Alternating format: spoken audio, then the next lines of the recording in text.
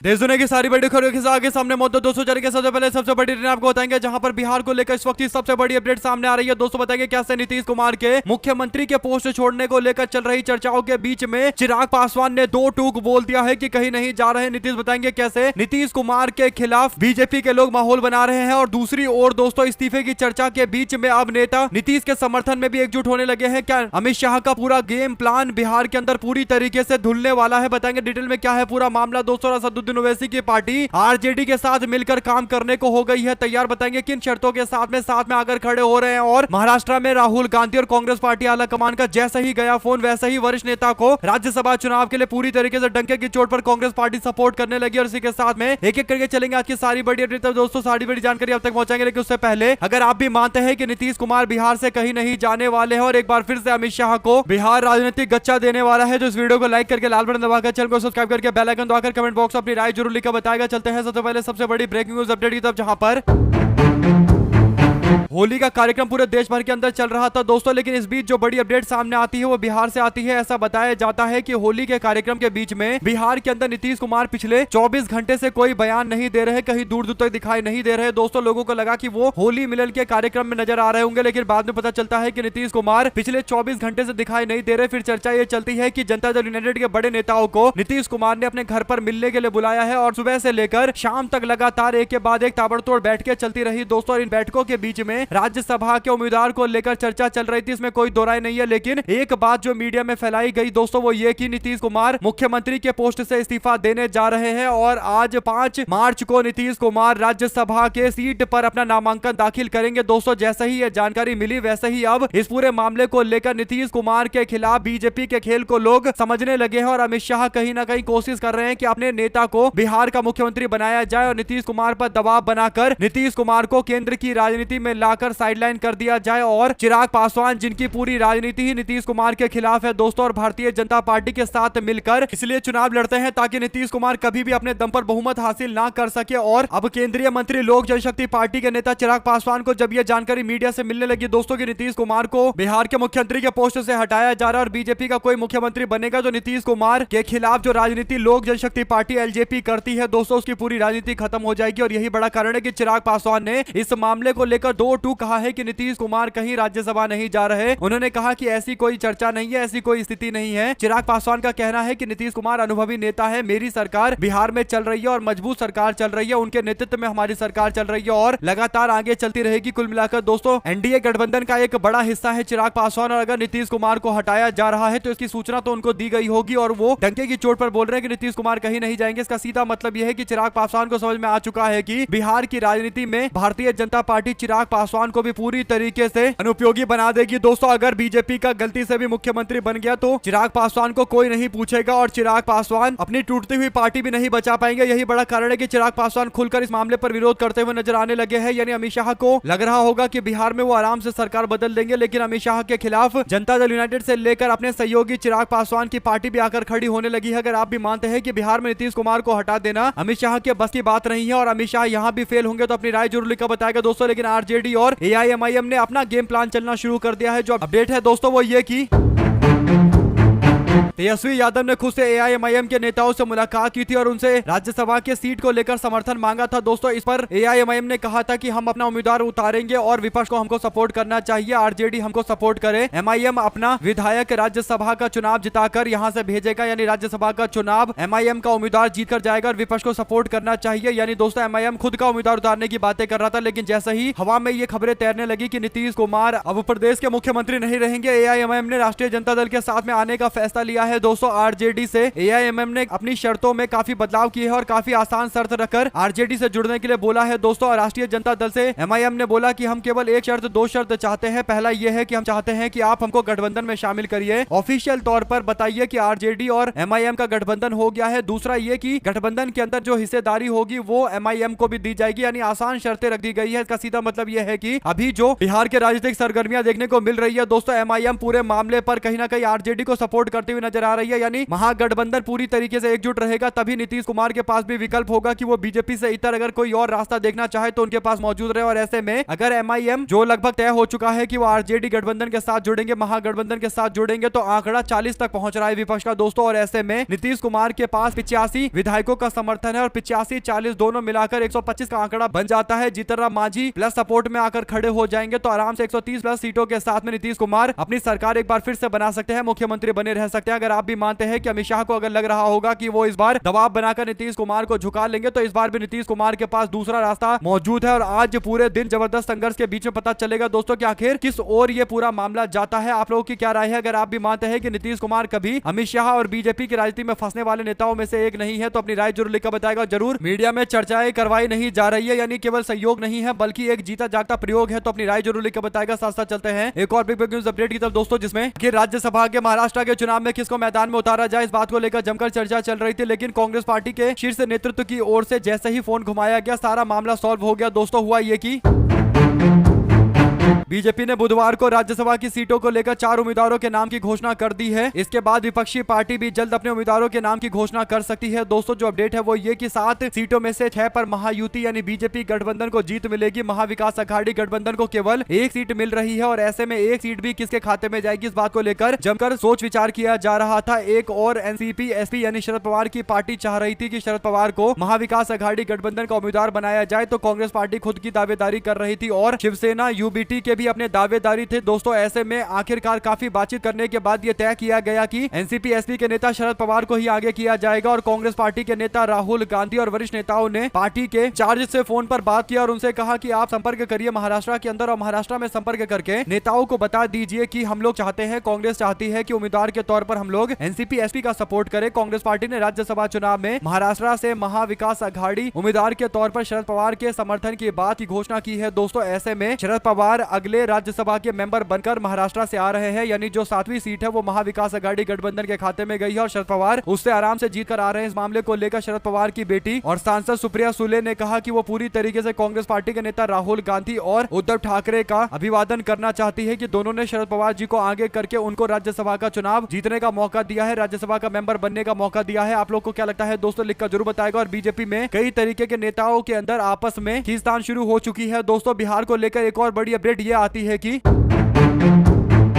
जैसे जैसे बिहार के अंदर ये खबरें फैलाई जाती है कि बिहार के अंदर अब नीतीश कुमार को हटाकर कोई और व्यक्ति मुख्यमंत्री बनने जा रहा है दोस्तों। इन चर्चाओं के बीच में केंद्रीय गृह राज्य मंत्री नित्यानंद राय मुख्यमंत्री बनने को लेकर भी अपनी तैयारियां करने लगे। उनके गांव के अंदर तो लोग होली खत्म होने के बाद भी गुलाल उड़ाने लगे दोस्तों। ऐसा लग रहा है कि उनके वैशाली जिले के कर्णपुरा गाँव में, पैतृक गाँव में जश्न का माहौल है, यानी बिना घोषणा के ही ऐसा लग रहा है कि गाँव वालों ने मान लिया है कि बीजेपी के नेता नित्यानंद राय को मुख्यमंत्री बनाया जा सकता है। ऐसे में दोस्तों अगर आप भी मानते हैं कि नित्यानंद राय ने जरूर अपने गांव में संपर्क करके कुछ ना कुछ इशारा किया होगा और कहा होगा कि जश्न मनाओ ताकि बीजेपी के नेताओं पर दबाव बने, ये भी एक कारण हो सकता है। आप लोग को क्या लगता है दोस्तों, अगर आप भी मानते हैं कि नित्यानंद राय को अगर बीजेपी सपने में कभी मुख्यमंत्री बनाने पर विचार करती है तो भाजपा का जो लक्ष्य होगा वो ये कि तेजस्वी यादव से यादव समाज के वोट, अहीर समाज के वोटों को अपनी ओर खींचा जाए। लेकिन यादव समाज के लोगों को पता है कि नित्यानंद राय अगर बीजेपी के मुख्यमंत्री बन भी जाते हैं तब भी वो अंततोगत्वा रहेंगे भारतीय जनता पार्टी के अंदर ही और संघ की विचारधारा का ही पालन करेंगे। तो फिर कभी यादव समाज के लोगों के हित की बात कर पाएंगे, ये एक बड़ा सवाल रहेगा। क्योंकि मोहन यादव को बीजेपी ने आगे करके यादव समाज के वोट इकट्ठा करने की कोशिश की, वहां भी बीजेपी बुरी तरीके से फेल हुई थी। आप लोग इस पूरे मामले पर अपनी राय जरूर लिखकर बताएगा दोस्तों। क्या नित्यानंद राय के यहाँ जो जश्न चल रहा है क्या ये कोई संयोग है या प्रयोग है दोस्तों, क्योंकि अमित शाह के काफी करीबी है नित्यानंद राय। इसी के साथ में राहुल गांधी ने कांग्रेस पार्टी के मुख्यालय से कई ऐसी तस्वीरें खिंचवाई है दोस्तों जो दूर तक मैसेज भेज रही है। अपडेट यह है कि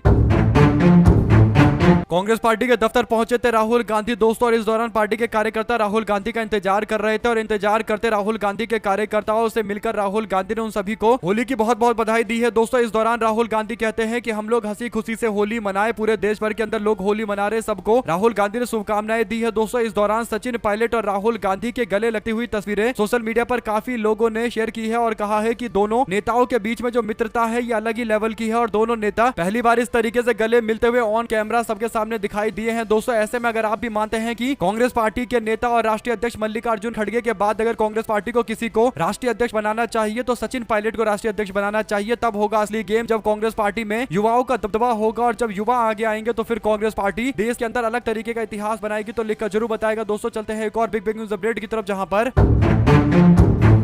उड़ीसा के अंदर कांग्रेस पार्टी ने चौथी सीट को लेकर सपोर्ट करते हुए बीजू जनता दल के उम्मीदवार को आगे बढ़ाने की बात कही थी। यानी बीजू जनता दल चौथी सीट को लेकर भी पूरी तरीके से कांग्रेस के साथ मिलकर मैदान में उतरा हुआ है दोस्तों। ऐसे में भारतीय जनता पार्टी चौथी सीट को लेकर कांग्रेस पार्टी और बीजू जनता दल के गठबंधन से पंगा लेने की कोशिश कर रही है। बीजेपी ने उड़ीसा के अंदर वरिष्ठ नेता और पूर्व केंद्रीय मंत्री दिलीप रे को चौथी सीट पर अपना उम्मीदवार घोषित कर दिया है दोस्तों। 5 मार्च यानी आज उनका नामांकन होगा। इसके साथ ही चुनाव को जबरदस्त तरीके का दिलचस्प बनाने की कोशिश की जा रही है दोस्तों। जो बीजू जनता दल और कांग्रेस पार्टी है दोनों का मिलाकर आंकड़ा आराम से बहुमत तक पहुंच जाता है। यानी कांग्रेस पार्टी लेफ्ट के साथ मिलकर 15 सीटें अपने पास में रखती है और चौथा सीट बीजू जनता दल और कांग्रेस पार्टी के कहने पर ही जाएगा दोस्तों। और बीजू जनता दल कांग्रेस पार्टी ने मिलकर चौथे सीट पर अपना उम्मीदवार उतार दिया है, जिसके बाद डॉक्टर दत्तेश्वर होता जो उम्मीदवार है दोस्तों बीजू जनता दल कांग्रेस पार्टी के संयुक्त उम्मीदवार, उन्होंने जाकर विधायकों से मुलाकात करके उनसे समर्थन मांगा है। ऐसे में बीजेपी के लोग चौथा उम्मीदवार उतारकर मामले को दिलचस्प बनाने की कोशिश कर रहे हैं। लेकिन देखते हैं चुनाव किस ओर जाएगा दोस्तों। अगर खरीद फरोख्त नहीं की जाती तो पूरी तरीके से बीजू जनता दल और कांग्रेस पार्टी अपना उम्मीदवार जिता लेगी। लेकिन अगर खरीद फरोख्त की गई तो फिर स्थिति अलग तरीके की देखने को मिलेगी। जो भी अपडेट आएगी इससे जुड़ी हुई आप तक लगातार पहुंचाते रहेंगे, क्योंकि काफी दिलचस्प हो चुका है ये चौथा सीट। साथ ही साथ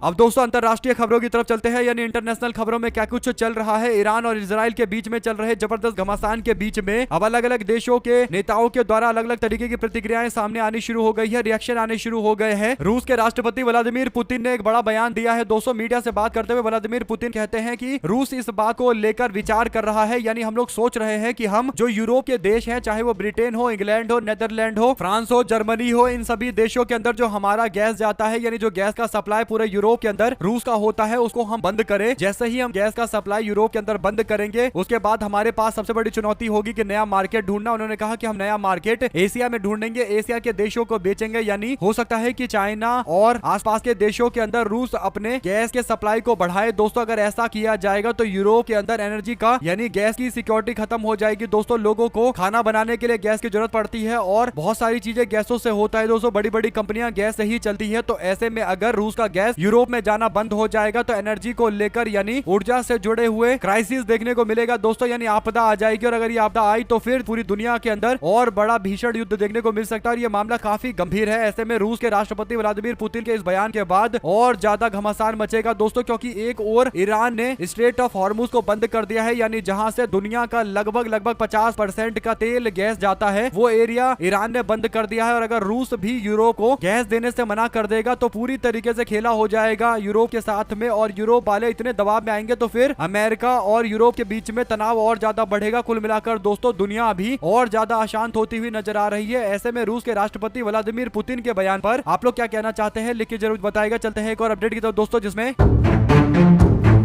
हमारे देश के पेट्रोलियम मिनिस्टर हैं हरदीप पुरी, जिन्होंने कुछ दिनों पहले 9 फरवरी 2026 को बोला था कि भारत के पास 74 दिनों का पेट्रोल रिजर्व है। यानी भारत के पास इतना तेल है कि 74 दिनों तक हमको तेल खरीदने की जरूरत नहीं पड़ेगी। अगर दुनिया के अंदर कहीं अशांति होती है, विवाद होता है, बवाल होता है, जंग होती है, तो हमें किसी भी तरीके से 74 दिनों के अंदर तेल की जरूरत नहीं पड़ेगी। यानी अच्छा खासा रिजर्व भारत के अंदर बना हुआ है, जिसे लोग अपने जिंदगी में किसी भी तरीके का प्रभाव महसूस नहीं करेंगे। लेकिन सवाल ये उठता है दोस्तों कि जब 9 फरवरी को यह दावा मंत्री के द्वारा किया गया, पेट्रोल मिनिस्टर के द्वारा किया गया, तो उसके बाद 3 मार्च को यानी 2 दिन पहले एएनआई की एक रिपोर्ट से गवर्नमेंट के सूत्रों का हवाला देकर ये क्यों बताया गया कि भारत के पास केवल 25 दिनों का क्रूड ऑयल और रिफाइंड ऑयल मौजूद है। ऐसे में दोस्तों सवाल उठता है कि ये 2 तरीके के क्यों दावे किए जा रहे हैं। इस पर हमारे देश के राज्यसभा के जो सांसद है साकेत गोखले, उन्होंने कहा कि ये डरावना है। उन्होंने कहा कि लास्ट महीने हमारे petrol minister Hardeep Puri parliament के अंदर बता रहे थे कि इंडिया के पास 74 दिनों का स्ट्रेटेजिक ऑयल रिजर्व है। यानी अगर गंभीर स्थिति हो जाती है तो 74 दिनों तक भारत तेल को मेंटेन रख सकता है। ऐसे में साकेत गोखले पूछते हैं कि फिर सरकार के सूत्रों का हवाला देकर एएनआई में रिपोर्ट क्यों छापी जा रही है, तो ये 74 दिनों का आंकड़ा कैसे आया था। ऑयल सप्लाई पूरी दुनिया के अंदर अभी डिस्टर्ब हो रखी है और प्रधानमंत्री नरेंद्र मोदी ने ट्रंप को वादा किया है कि वो रूस का तेल नहीं खरीदेंगे। तो ऐसे में क्रूड ऑयल जो है अभी $85 हर बैरल का दाम हो चुका है। तो पश्चिम एशिया के अंदर स्थिति खराब है और आने वाले दिनों के अंदर स्थिति और खराब होगी, क्योंकि ईरान और इजराइल के बीच में युद्ध इतनी जल्दी रुकेगा नहीं। तो सवाल सबसे बड़ा बीजेपी सरकार और उसके मंत्री के बयान पर उठता है। दोस्तों आप लोगों की क्या राय है पूरे मामले पर लिखकर जरूर बताएगा। अगर आप भी मानते हैं कि साकेत गोखले एकदम सही बोल रहे हैं तो लिखिएगा जरूर साथ साथ।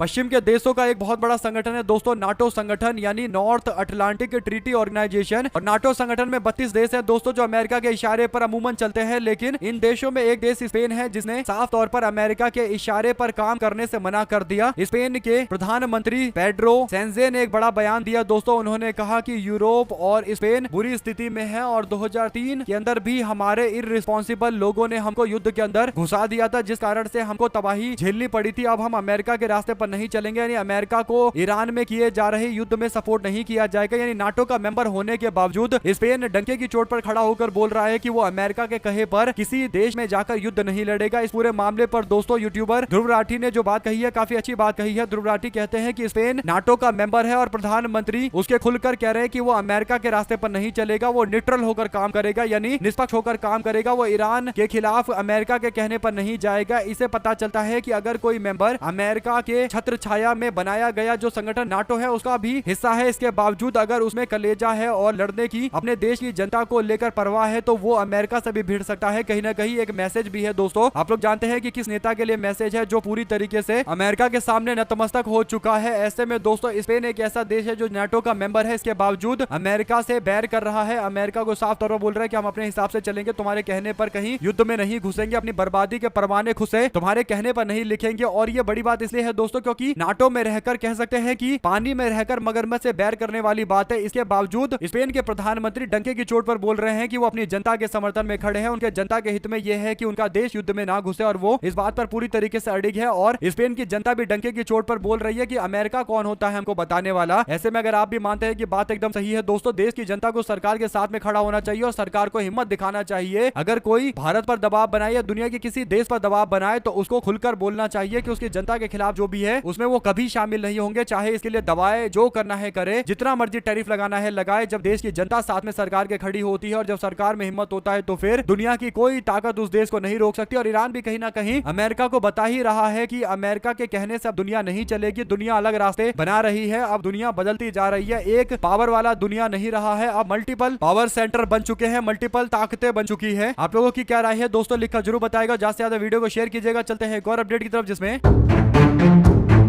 कुछ दिनों पहले अमेरिका और भारत के बीच में दोस्तों ट्रेड डील हुआ था। उसके बाद 90 रुपए $1 की कीमत थी जो बाद में कुछ देर के लिए घट जाती है। तो इसके बाद बीजेपी के लोग आकर कहते हैं कि हमने अमेरिका के साथ में व्यापारिक समझौता किया है, सौदा किया है, इस कारण से अमेरिका के मुकाबले रुपया मजबूत हो रहा है। नरेंद्र मोदी ने बहुत अच्छा काम किया है। लेकिन कुछ दिनों के बाद अब जो अपडेट आ रही है दोस्तों, आप लोग आज भी जाकर चेक कर लीजिए, 92 रुपए से कम का दाम नहीं है, यानी $1 की कीमत 92 रुपए के बराबर पहुंच गई है। यानी रुपया लगातार कमजोर होता ही जा रहा है। ऐसा नहीं है कि ट्रेड डील होने के बाद 90 रुपए से कम हो गया हो, बल्कि 92 रुपए तक पहुंच गया है। इसका जवाब किसी के पास नहीं है। दरअसल दोस्तों ऐसा नहीं है कि अमेरिका के साथ में व्यापार हो गया है, समझौता हो चुका है, ट्रेड डील हो चुका है तो इससे रुपए की कीमत डॉलर के मुकाबले घट जाएगी। दरअसल देश की इकोनॉमी का बंटाधार इसलिए भी हो रखा है क्योंकि फॉरेन पोर्टफोलियो इन्वेस्टमेंट जो FPI होता है वो 1 लाख करोड़ का 2025 के अंदर बाहर जा चुका है। जो भारत की अर्थव्यवस्था में विदेश से पैसे लगते थे उसमें से 1 लाख करोड़ रुपए निकल चुके हैं। ऐसे ही पूरी दुनिया से भारत जो ट्रेड डील करता है दोस्तों, व्यापार करता है, तो व्यापार में भारत को $41 बिलियन का नुकसान होता है। यानी तकरीबन इसको 3.5 लाख करोड़ का भारत का व्यापारिक नुकसान है पूरी दुनिया के अंदर। यानी पूरे दुनिया में व्यापार भारत करता है तो $41 बिलियन 3.5 लाख करोड़ का नुकसान भारत को होता है। और FDI हमारे देश के अंदर लगभग 0 के आसपास पहुंच चुकी है। यानी फॉरेन डायरेक्ट इन्वेस्टमेंट, यानी लंबे समय के लिए जब विदेशी कंपनी भारत में आकर पैसा लगाती है तो फॉरेन डायरेक्ट इन्वेस्टमेंट होता है दोस्तों, और उसकी वैल्यू भी लगातार घटती चली जा रही है। यानी विदेशी जो बड़ी बड़ी कंपनियां हैं भारत के अंदर पैसा लगाने से भी हिचकिचा रही है। और यूएस के साथ में ट्रेड डील भी जो हुआ है वो एक तरफा यूएस के समर्थन में हुआ है। तो कुल मिलाकर अर्थव्यवस्था इतना बुरे हाल में है दोस्तों जिस पर बीजेपी के लोग बिल्कुल भी बयान नहीं देते और शांत होकर बैठ जाते हैं। लेकिन जिस तरीके से जीडीपी के आंकड़े दिए जाते हैं उससे भी कहीं ना कहीं जीडीपी के आंकड़े को लेकर सवाल खड़े होते हैं। आप लोग अपनी राय जरूर लिखकर बताएगा। चलते हैं एक और अपडेट की तरफ दोस्तों जिसमें मुख्यमंत्री सुखविंदर सिंह सुक्खू बोले कि मैंने वहां कहा कि हिमाचल विरोधी बीजेपी क्यों है। राज्यपाल ने जवाब दिया तो यहाँ हमसे क्यों कहते हो। यानी हिमाचल प्रदेश आरडीजी को लेकर बीजेपी की केंद्र सरकार को लगातार निशाने पर ले रहा है दोस्तों। यानी रेवेन्यू डेफिसिट ग्रांट जो पहले भर भर कर हिमाचल प्रदेश को दिया जाता था जब बीजेपी की सरकार थी, अब कांग्रेस की सरकार बनने के बाद पैसे नहीं दिए जा रहे, यानी रेवेन्यू डेफिसिट ग्रांट नहीं दिया जा रहा, जिसे लेकर कांग्रेस के मंत्रियों ने दिल्ली में जाकर जंतर मंतर पर भी विरोध किया था। और अब जब गवर्नर से मिले होली होली मिलन कार्यक्रम के दौरान तो उन्होंने गवर्नर साहब जो बीजेपी के द्वारा ही ऑब्वियसली बात है दोस्तों भेजे गए होंगे, तो उनको कहा कि भारतीय जनता पार्टी हिमाचल प्रदेश विरोधी क्यों है। तो इस पर गवर्नर कहते हैं कि आप ये मुझसे क्यों बोल रहे हैं। ऐसे में दोस्तों गवर्नर साहब को ये पता होना चाहिए कि वो गवर्नर है और प्रदेश का हित उनके लिए सर्वोपरि होता है, यानी सब कुछ छोड़कर अगर हिमाचल प्रदेश का कुछ अच्छा हो रहा है, भला हो रहा है, तो उनको वो भला करना चाहिए। आरडीजी ग्रांट यानी रेवेन्यू डेफिसिट ग्रांट अगर केंद्र सरकार से मिलेगा, पैसा मिलेगा, तो हिमाचल की जनता को उस पैसे से फायदा पहुंचेगा और उनके लिए अलग अलग तरीके की योजनाएं चलेंगी। तो ऐसे में जो गवर्नर साहब है उनको बल्कि ये जवाब देना चाहिए था कि सही है मुख्यमंत्री जी, आप विरोध कर रहे हैं, आप लड़ाई लड़ रहे हैं, हम भी आपके साथ में आकर खड़े होंगे। गवर्नर के तौर पर मेरी भी जिम्मेदारी है कि हिमाचल की जनता को उसका हक मिले। वो बीजेपी सरकार को लेटर लिखेंगे, केंद्र सरकार को पत्र लिखकर या विरोध जताकर कुछ भी तरीका ढूंढकर गवर्नर का फर्ज दिखाएंगे, लेकिन ऐसा बिल्कुल नहीं होता हुआ नजर आ रहा है। दोस्तों कुल मिलाकर हिमाचल प्रदेश के अंदर जब से कांग्रेस की सरकार बनी है, पहले ये भ्रम फैलाया गया कांग्रेस पार्टी ने बजट खराब कर दिया, दूसरा फिर ये बताया जा रहा है कि अब आरडीजी यानी रेवेन्यू डेफिसिट ग्रांट ही नहीं दिया जा रहा जो वादा किया गया था जीएसटी के टाइम में। साथ ही साथ